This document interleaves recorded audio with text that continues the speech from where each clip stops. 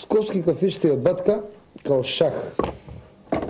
У него можеш да најдеш пиуни, коњи, затим топови, ловци, дами и други фигури. И секоја вечер представува посебна партија.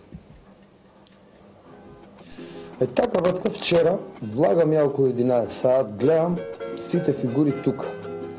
Пиуните као и обично седат, а коњи, топови и ловци сите се распоредиле на шанк и делкаат.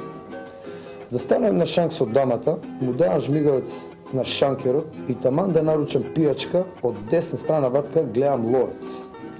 Доека ми зјапал дамата, пикирам дали има пратичи фигури, зашто ловците ватка обично напаѓаат со коњи, али се успостави дека сама така ватка не се игри. Не. Значи, у старт одма го баталувам ловецот и уште не сум направил живели, гледам на дамата и дале шех. Еден коњ ја прашува како се вика. Сега, све ќе беше тоа уреду ватка да не го пратеа два пиуна и топу паралела, ме разбираш. У таков случај батка, слаб играч може да го нападне коњот и да го утепаат од кјутек, да го згрваат, а тоа е губење партија, значи мат, нормално.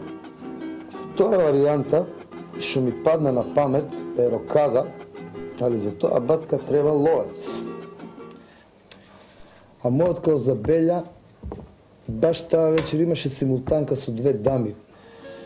Значи, пошто и оваа варијанта отпадна, седам батка у немок, се мрдам за едно поле околу дамата, односно се ставам у пат позиција и чекам евентуална грешка да консолидирам редови, за ако може евентуално да извадам реми, разбираш.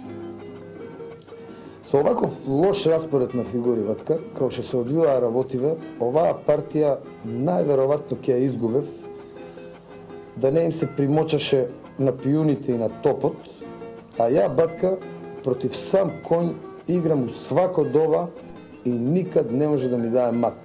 Никад. Затоа ватка никад немој да организираш напад против коњи и топови без пратечи фигури.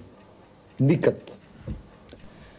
Зашто може да те скршат од мајање и да ти земат партија. А тоа е мат.